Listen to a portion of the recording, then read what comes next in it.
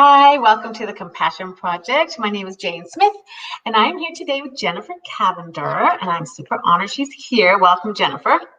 Thank you. Jennifer is an incredible woman.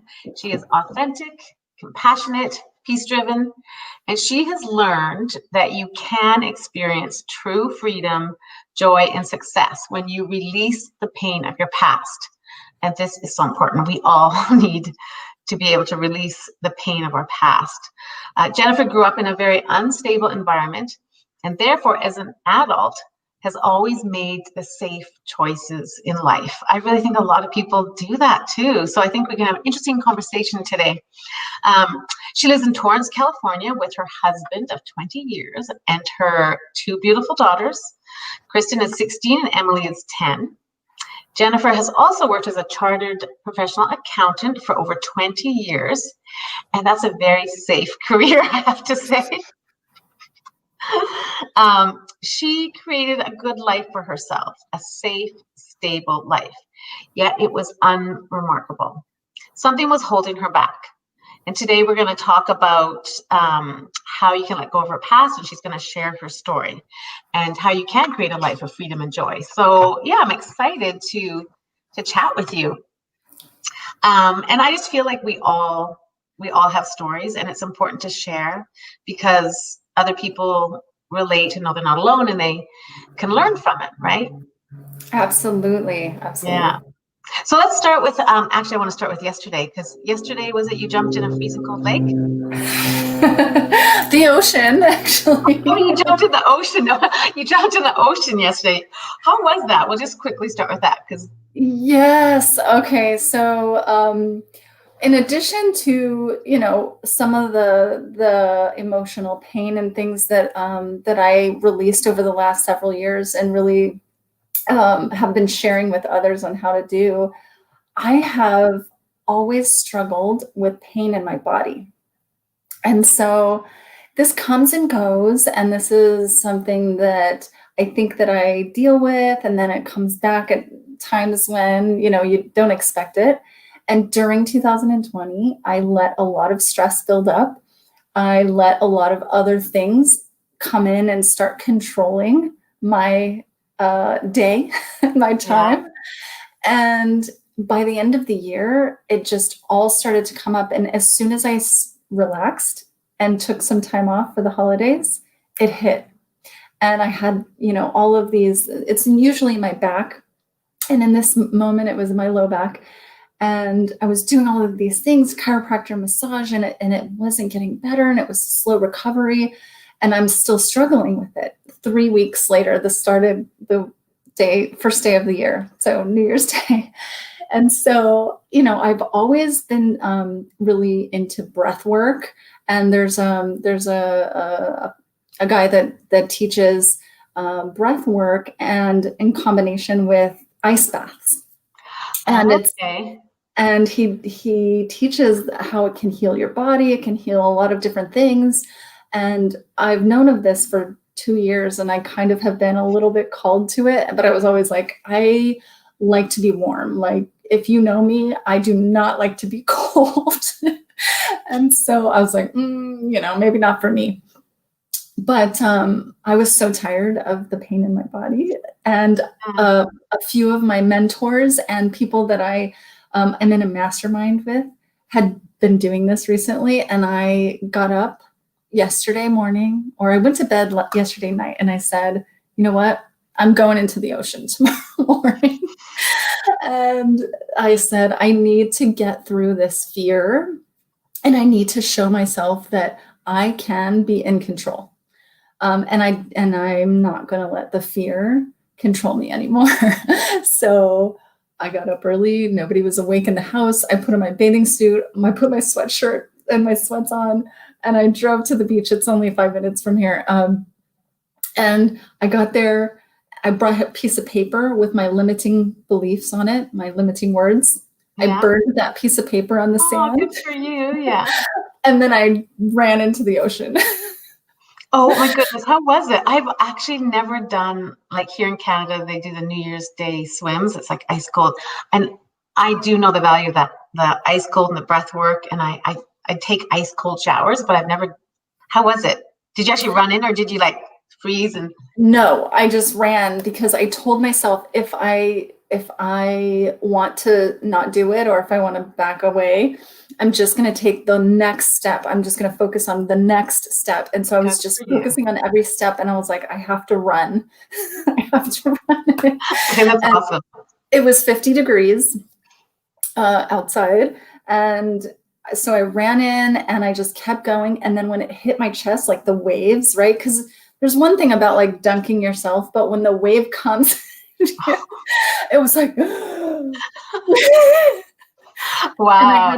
and I had a mantra and I was repeating, I am strong, I'm flexible, I'm free. I'm strong, I'm flexible, I'm free. And at that point, when it hit my chest, I was like, I'm strong, I'm flexible. I'm strong, I'm flexible, I'm free. I love that. That's amazing. Yeah. And I love putting the positive affirmations in. Look at someone says, loves you, Jennifer. Oh, thank you. And great message, Jennifer. Yeah, okay, that's a really empowering thing. Yeah, I had talked to you briefly yesterday and you'd mentioned that. I'm like, oh, I'm gonna I was find out about that. excited. There's your And when bucket you get list. out, it's just there's so much life. You're like, Yeah. you're just so alive. After, yeah. Yeah. Have Mhm. you heard of Wim Hof? Do you That's know? the breath work I do. Oh yeah, yeah, he's amazing. I did Yes. ice cold showers every day. The last 30 seconds of my shower, ice cold. Takes my breath Uh-huh. away every time. And I'm always like grateful for the shower. And I'm like literally pouring ice cold water in my head. I'm grateful for this day. And that, yeah, it wakes you up. Anyway, okay. Now we're gonna go. We want to share some of her story and how you've been able to let the past go. I think it's so important. So let's start when you were a teenager, because I know you were from an unstable home, and yeah, and you had a moment in your physiology class where you were crying and something happened. So do you want to share that? Sure. Yeah. I mean, my physiology class was my favorite class. And so normally I was very attentive and I got good grades. But this one day, I was so exhausted. I kept, putting my head down on the desk and I couldn't keep my eyes open. And so the teacher comes over to me and to see if I'm doing okay, because this isn't like me. And as I lift my head from the desk, he sees that my eyes are teared up and he says, do you want to go to the counselor's office? So writes me a note. I go to the counselor's office. And once I get there, I just let it all out. I told her that, the night before I had been up all night with my baby nephew. And Brandon was the third child that my sister had that was born with drugs in their system. And they always came to live with us. And so that night, my parents were out drinking late, and I was up with him all night. And how old were you? 16. 16. And your sister she was older and this was her third Yes. baby? Yes. My sister was 13 years older than me. Oh, wow. So can I ask you how many siblings you have total? I have, this is another side story, but I'll keep it short. I have one sister that's 13 years older. My brother was 10 years older. He passed away. They have different fathers. Okay. I'm my father's only child. And then 2 years ago, I found out that we actually have a third sister that was given up in between my oldest sister and me. Wow. Yeah. Okay, yeah, that's a whole nother story. Yeah, that's a whole other Okay. story. Your sisters, so you ended up having to be responsible at that age. They'd come to the house with the kids, and you were the one that was up with the baby. Wow. Yeah. Yeah. So I learned early on, how to raise a newborn. It's a lot for it puts a lot of responsibility on your shoulder at a young age. Do you feel like you carried that to adulthood, like making sure everyone's okay? Like you're that one that has to take care of everyone else? Is that part? I did. And honestly, I became like the parent of my parents. And so as I moved into later in high school and into college age, the roles reversed in that I always felt like I had the right answer. And so the relationship, even after my mom had gotten sober, I still felt like I was the one that had the right answers, and she was the child, so she needed to listen to me. And so it caused an interesting relationship, and it was never really harmonized, right? We always had a disconnect, partly because we both carried a lot of baggage. Yeah. Obviously, for my mom to be an alcoholic and to do some of the things that, or to allow some of the things in her life, she had baggage. She had hard times. She brought that into our relationship. I brought my baggage. And so it was hard to connect, even though we loved each other. Yeah. So how, like, when did she become sober? Like, it was after you had moved out, or like, were you still a Yeah. teenager? Yeah. No, I was in college and she found out that she had cancer. Okay. Did she have breast cancer? No, she had melanoma, which was stage 4 when we found it because it had metastasized into her lymph node under her arm. And they never found the original site. So no Oh, moles, no nothing. They just know that it metastasized. So they thought it just came from a sunburn probably years ago. really? And so when did she pass away? How old were you when she passed away? So when I was in college, I was in my second year when she found out she got cancer. I took a little bit of time off from college to help her out. And then she was in remission for 13 years, which is really rare for someone with melanoma, Mm-hmm. especially in stage 4. She was in an experimental treatment and it really did work for her. And then 13 years later, we didn't know, but she had a large tumor growing on her back. And this was 10 years ago in May. Well, it'll be 11 years this May. And then she ended up passing away within 3 weeks of us finding out that she had this tumor. So it went very quickly. And she passed away the day before my youngest was born. Really? Oh, goodness. So just curious. So when you were a teenager and you were, obviously it was very unstable, like you say, looking after these children, and your sister obviously wasn't well either, and your mom, like, how was your relationship with her? Was it really, must have been pretty strained, or? In when I was in high school or when I was an adult? Yeah, well, both really, high school and.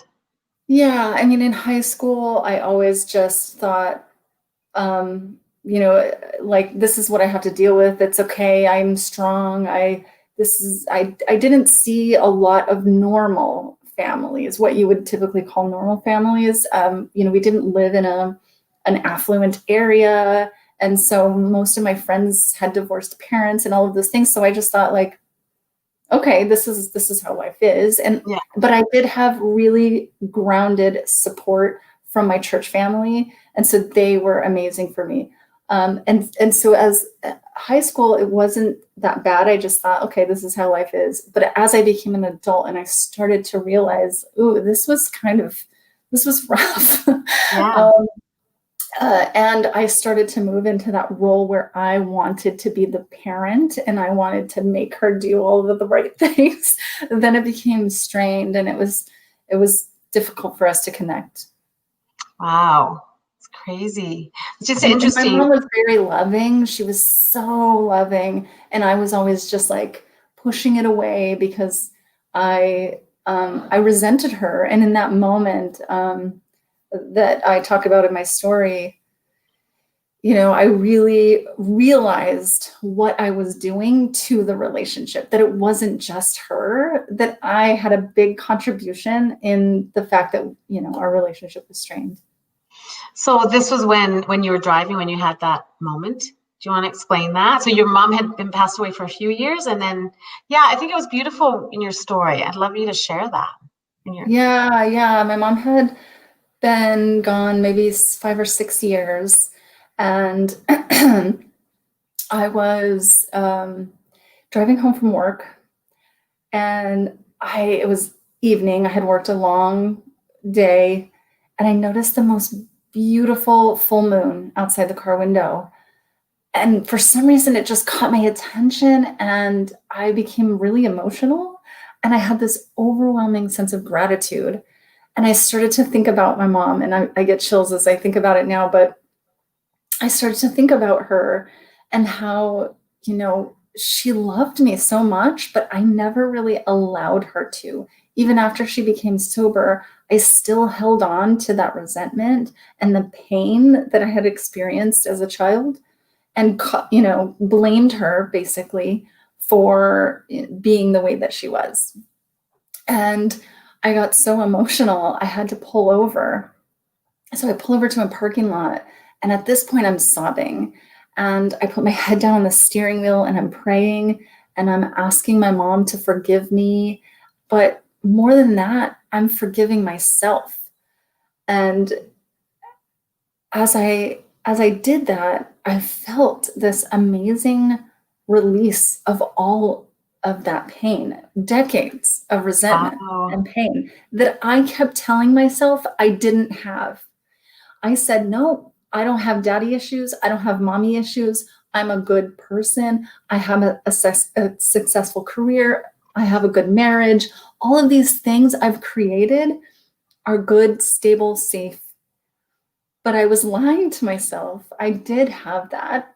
And that's why I was always grabbing onto the safest thing that I could.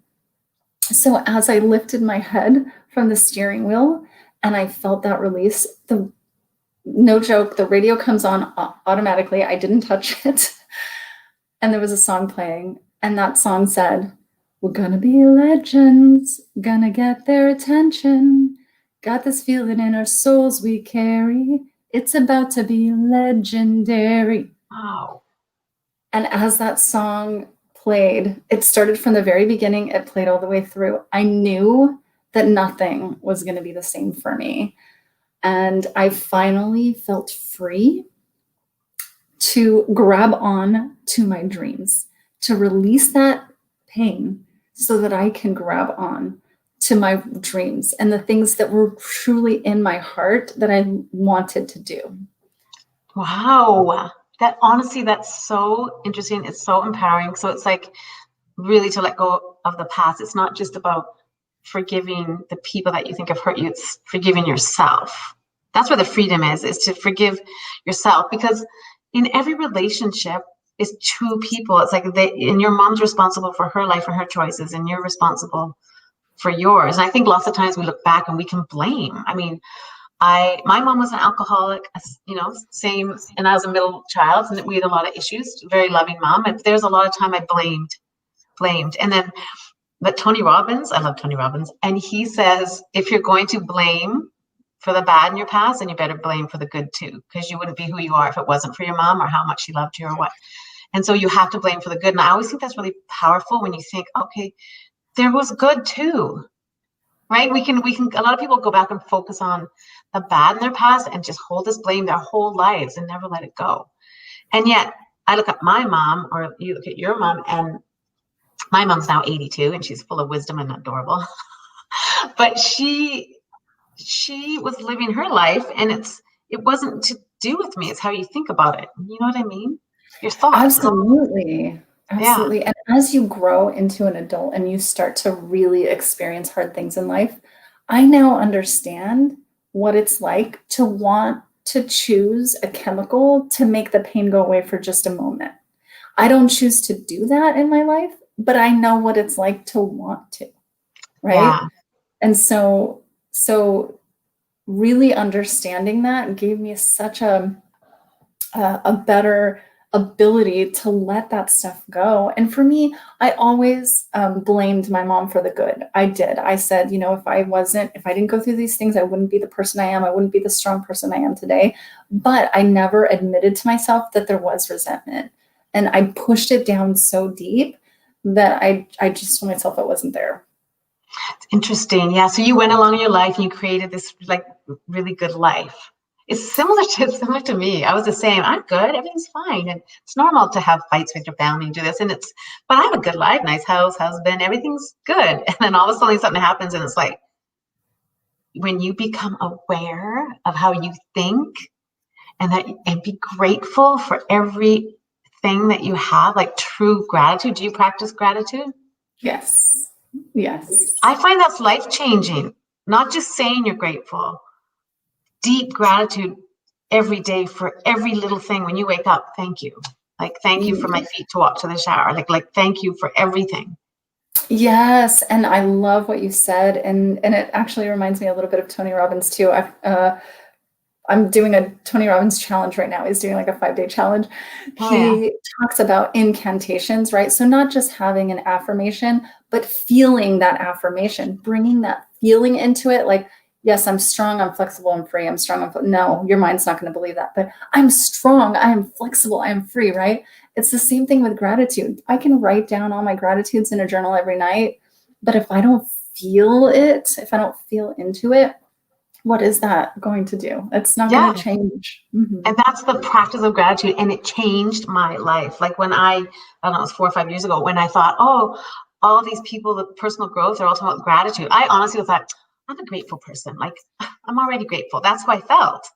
And then I was like, okay, I'll do this practice gratitude that they do, write 5 things down every morning. So honestly, when I started, I was like, oh, right, I got to do the gratitude thing. And I would write down, oh, I'm grateful for my bed. I'm grateful for the heat. I'm grateful for my pillow. Grateful for my husband. I'm grateful for my dog. Move on with the day. Like I would just get it done. And I did it every day. It was supposed to be for 21 days. And honestly, something happened around the 21st day. I kept doing it. I kept doing the same thing and just simple saying just to get it done. And then I was laying in bed and I did okay, right, gratitude. It was starting to come to me first thing in the morning. And I'd like, I'm grateful for my husband. And then I looked over at him and he was sleeping and I took another look at him and I was like, and I thought, oh my goodness, I'm so grateful for this man. He is so kind and so loving. And I started to think about him. And even now, because I get goosebumps, and I started crying. Like I literally got emotional feeling about how amazing and how grateful I actually am for this man, not just the words. It was Yeah. so empowering. I thought, oh, that's practicing gratitude. And then as I've done it, this is like 4 years now, every day. But then I didn't realize that what would happen is that then it comes into your life all day long. That moments in your life, you'll be out walking the dog and gratitude comes over you because your brain is now getting programmed to go to gratitude. Yes. Right? Yes. Yes. So amazing. So you're such a beautiful person. They're just talking to you. You've got such like a beautiful heart. Really, you really do. So I just want to ask you a bit about what your relationship with what your dad was like, because I do know that he passed away this year. When did he pass away? Early in 2020? He passed away on the 29th of April in 2020. Oh wow! So COVID hit. It was already a lot. Did he pass away of COVID or no? No, so he had had a heart attack. Actually, had a couple of heart attacks. My dad was mostly absent in my life. My stepdad raised me from the time I was about 10 or 11. And my dad would come for birthdays and Christmas is really the only time I would see him.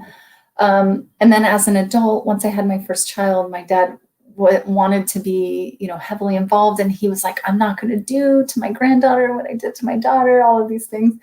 And I was like, oh, that's wonderful. But then it kind of dwindled after a while. And then after my mom passed, there was almost no contact. My mom was always the one that would call him and say, did you go see Jennifer? Did you go see Kristen? So she was sort of the push for him. And he had his own things going on, and I never really blamed him for that. My stepdad was a good stepdad. I always felt loved, even though there was a lot of alcoholism. But that last year, my dad was married to a woman who never wanted or never allowed me to come to the house, and she was always very jealous if he would come to see us. And so that's mostly why he didn't.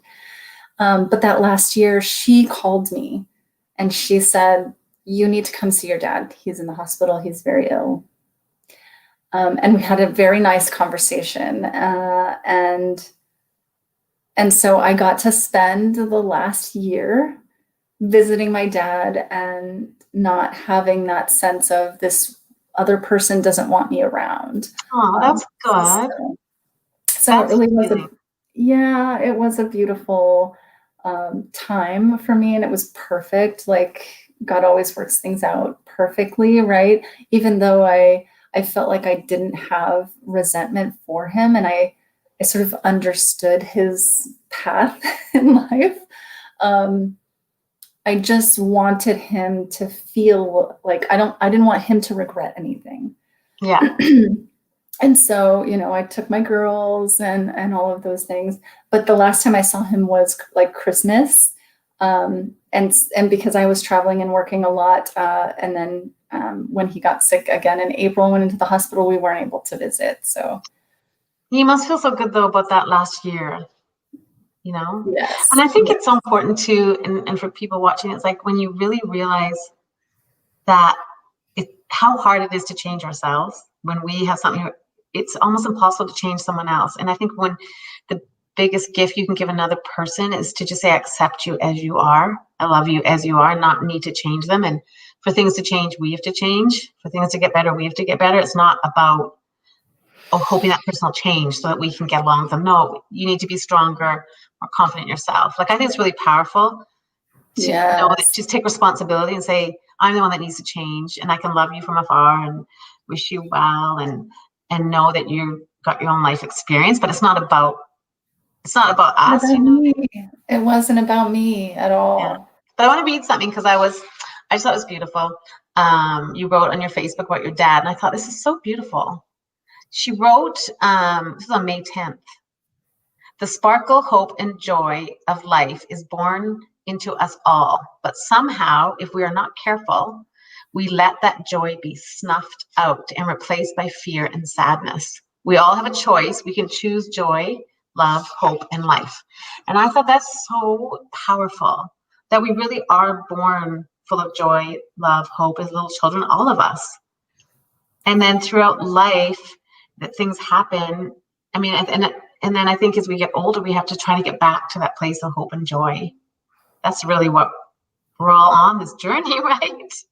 Yes, yes. And Wow. I feel like that is part of my mission at this point, because I really, uh, I'm in my practice as a CPA.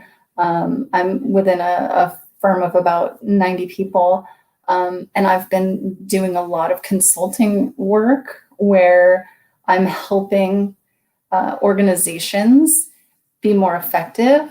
But the one thing that comes out of that is that they want more joy in what they do. Yeah. And the last client that I worked with, or that I'm still working with, that was the last thing they said to me in the proposal conversation is, I just want more joy in my accounting department. Can you help us with that? And that hit me. And I thought, this is it. I can do that Yeah. for you. And so I feel like it's become part of my mission and what I'm here to help people. Create more joy in the workplace. Is that what you're saying? When people are, because Yeah. you're doing the work, but if you have joy with the people that you are working with, and then I guess helping people to become aware of how they're thinking and the relationships and the thoughts, and that the biggest thing for me that I learned is to know it's not about me. Like, people can say and do and be whatever they want. Is how we respond that causes the problem. There's freedom in that, to be like, you know what, I'm good. Like, that's not about me. It's don't we sometimes we take too many things personally.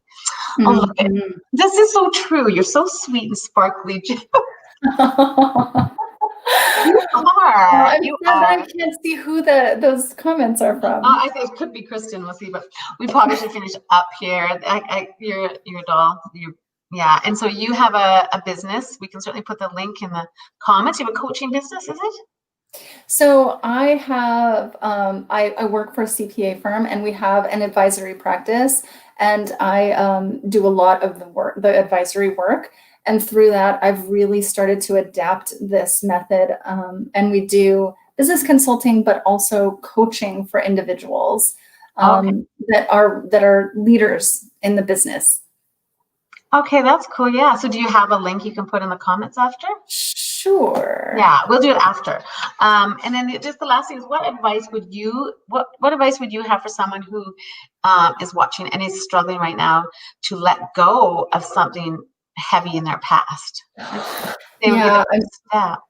yeah, I would say the first step is really to identify it and admit to yourself that there's pain there and there is resentment, and identify where that came from. Because for me, like I said, I was going about telling myself that I didn't have it and that there were no signs in my life of me having it. And then the second most important thing, I think, is really to forgive yourself. Because once I did that, everything released, right? Yeah, It all released, and I finally felt like the space to do more, to be more. that's powerful. Yeah. Yeah. Forgiving yourself, that's the key. And yeah, you are truly are a beautiful person. So thank you so much for coming on the Compassion Project. I really appreciate you. It's been great getting to know you. And thank you anyone who watched right to the end. And yeah, we'll put your link in the comments so people can reach out to Okay. you. Okay. Yes, thank you so much, Jane. You are amazing. Okay, thanks everyone. Bye.